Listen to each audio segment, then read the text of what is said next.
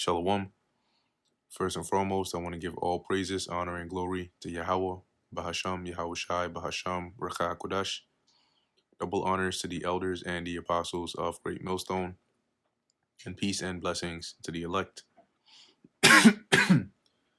And today we're going to go into the book of Philippians, the second chapter. If there be, therefore, any consolation in Hamashiach, consolation being any comfort, if any comfort of love, if any fellowship of the Spirit, if any bowels and mercies. Let's read that in the NLT. It says, if there, yeah, or encouragement. If is there any encouragement from belonging to Hamashiach, any comfort from his love, any fellowship together in the Spirit? Are your hearts tender and compassionate? Then make me truly happy by agreeing wholeheartedly with each other, loving one another, and working together with one mind and purpose. Verse 2, same thing. Fulfill ye my joy, that ye be like-minded, having the same love, being of one accord, of one mind. Let nothing be done through strife or vain glory. See, and let's go into that word strife.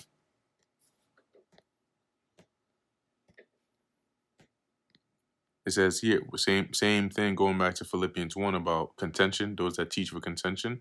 This is basically trying to put yourself above everybody else, right? You're trying to seek that preeminence. You're trying to seek that top position. Paul's saying here, but in a contentious way, right? So don't let that be the purpose for doing anything or for seeking vain glory, but rather when you do things, do it in lowliness of mind, which is humility, being humble. Let each esteem other better than himself, right? And this is the opposite. Basically saying like, be humble, right? Being opposite of high-minded and proud, thinking you're better than everybody else. It's rather more beneficial to think the opposite way. Look not every man on his own things, but every man also on the things of others. What this is saying is, don't just look out for yourself, but look out for your fellow believers as well. Let this mind be in you, which was also in Hamashiach Yahushai, who being in the form of God, thought it not robbery to be equal with God. So here, what it's saying is, what Paul is basically getting at here is, put on this humble mindset that Yahushai had. And Yahushai, being in the form of God, right, having he was the first begotten of the Father. He had glory up in the heavens, right? He was a power. Let's go into that word form. Right, it says here, external appearance, the form which a person or thing strikes the vision, his nature, right? So he was in the form and the nature of the Lord. He had power, he had glory, but he thought it not robbery to be equal with God. Let's go into that word robbery. In other words, it's saying he didn't hold it so highly as something to cling onto, right, at the expense of anything else, right? He didn't think of it as so much that he couldn't let go of it. So it says the word robbery is the act of seizing, robbery, a thing seized, booty, to deem anything a prize, a thing to be seized upon or held fast, retained. So what Paul is saying here is, Yahushai didn't consider the glory he had being in the form of God in the heavens as so much that he didn't want to ever let go of it. He was willing to let go of that in order to come down on the earth, okay, in a lower form. That's what it means by not thought it not robbery to be equal with God. Okay, so he was willing to humble himself and come down, take on the form of a man to go through the things he did, rather than saying, no, I'm going to cling to this glory. I don't want to go down there and do that. I don't want to let go of this. So let's read verse 6 in another translation and then go on to verse 7. Right, NLT, it says, though he was, well, not here, he wasn't the Most High, but he was a divine being, right, a God. He did not think of equality with God, being in the equality here, meaning being in the form or the nature of the Lord. He did not think it as something to cling to, not in the sense that he thought it was worthless, but he wasn't so proud or so hung up on it that he wasn't willing to be able to let it go for a greater purpose. In fact, he was, and that was a part of his humility.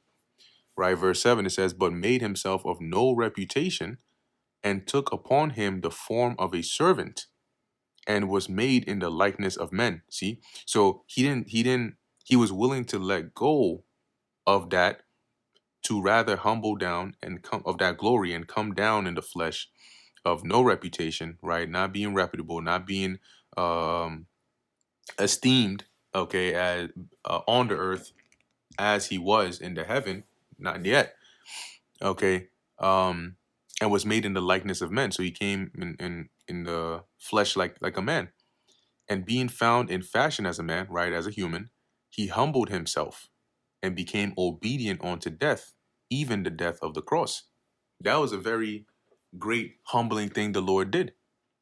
Wherefore God also hath highly exalted him and given him a name which is above every name. This is why Paul is saying, "Let this mind be in you that was in him."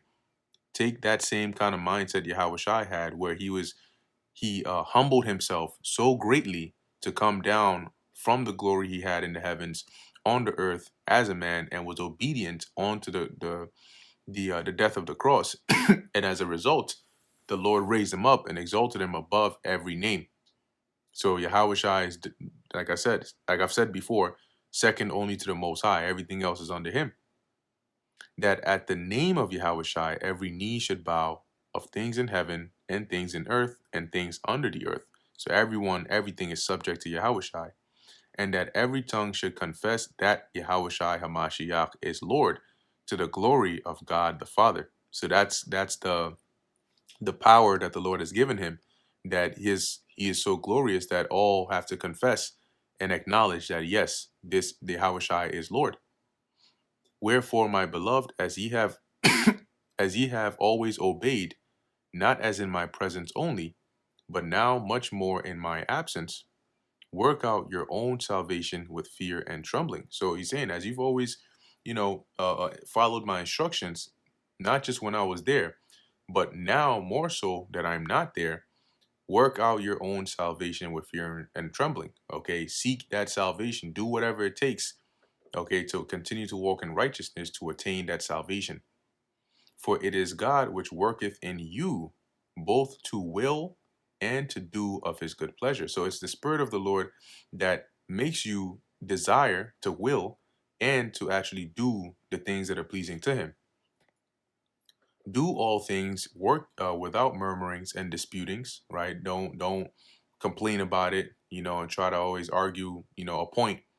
Just serve the Lord, you know, in humility and lowliness of mind, that ye may be blameless and harmless, the sons of God, without rebuke, right? In the midst of a crooked and perverse nation. So without rebuke, meaning that you carry yourself in a way where nobody would have anything, they wouldn't be able to say anything negative against you. That is the reputation of the sons of God in the midst of a crooked and perverse nation. Because amongst you are people that are without, children of disobedience, children of wrath. So you have to be mindful how you move and operate. Among whom ye shine as lights in the world, because they're likened unto being in darkness, but you being enlightened by the Heavenly Father through Yahweh Shai, you shine as lights. So long as you walk in the light, holding forth the word of life. That because this word leads to what? Life. It leads to eternal life if you keep it and follow it. So Paul is saying, continue in this fashion, that I may rejoice in the day of Hamashiach, that I have not run in vain, neither labored in vain. So continue in this fashion, so that when the day when the Lord comes back and we're all there, I can see you there, and I can be glad and know that all my work and labor, in bringing you up and nurturing you wasn't in vain. Yea, and if I be offered upon the sacrifice and service of your faith, I joy and rejoice with you all. He's saying if I'm offered like an offering on top of your faith, then it's a beautiful thing for me. NLT, but I will rejoice even if I lose my life, pouring it out like a liquid offering to or a drink offering to God, just like your faithful service is an offering to God. And I want all of you to share that joy. For the same cause also do ye joy and rejoice in me. But I trust in the Lord Yahushua to send Timotheus shortly unto you, that I also may be of good comfort when I know your state. So he's going to send Timothy onto them, and then, he would be able to, through Timothy, hear, what's the update, how are they doing, and so on. Remember, he's writing to them, right? For I have no man like-minded who will naturally care for your state. So he's saying there's nobody like, when it comes to you and to care for you, there's nobody like Timothy who naturally, actually sincerely cares about you. Not that the rest didn't care about, the believers, but he's saying Timothy is like, it doesn't get better than this. For all seek their own, not the things which are Yahushua Hamashiach's, but ye know the proof of him, that as a son with the Father, he hath served with me in the gospel. So Timothy was likened unto Paul's spiritual son. NLT, all the others care only for themselves and not for what matters to Yahushua. But you know how Timothy has proved himself. Like a son with his father, he has served with me in preaching the good news. So here Paul is speaking more generally in verse 21. He's not necessarily referring to those that were with him, but he's saying this to highlight the the um the joy or the passion that Timothy had when it came to the care of the church there. Him therefore I hope to send presently, so soon as I shall see how it will go with me. So as soon as I see how things are gonna fare with me here, I'm gonna send Timothy on to you. But I trust in the Lord that I also myself shall come shortly. So Paul is saying, I have faith that the Lord will have them release me, and I'll be able to come and see you. Yet I suppose it necessary to send to you Epaphroditus, my brother, and companion in labor, and fellow soldier, but your messenger, and he that ministered to my wants. Here, the wording "but your messenger," in other words, is "and your messenger," okay, or who is also your messenger. So Paul is saying here, I'm thinking of sending. I think it's necessary, it's important to send Epaphroditus to you. Okay, he's been helping me out a lot. Um, who's also a messenger for you, and he that ministered to my wants. For he longed after you all, and was full of heaviness, because that ye had heard that he had been sick. So he was desirous to see them, but he was very sad because they would have heard that he was sick, and he didn't want them to worry. For indeed he was sick nigh unto death, but God had mercy on him. So he was sick to the point of almost dying, but the Lord had mercy on him, and not on him only, but on me also, lest I should have sorrow upon sorrow. So Paul was saying that, the mercy the Lord showed him was also extended to Paul, because had he died, it would have been, Paul's already in sorrow with the situation he's in, and now, losing a beloved brother in the faith like that it'd have been a lot. I sent him therefore the more carefully, that when ye see him again, ye may rejoice, and that I may be less sorrowful. It says here in the NLT, so I am the more anxious to send him back to you, for I know you will be glad to see him, and then I will not be so worried about you. Receive him therefore in the Lord with all gladness, and hold such in reputation. Because for the work, so receive him, right, in gladness, and respect him as he deserves, right? Hold such in reputation.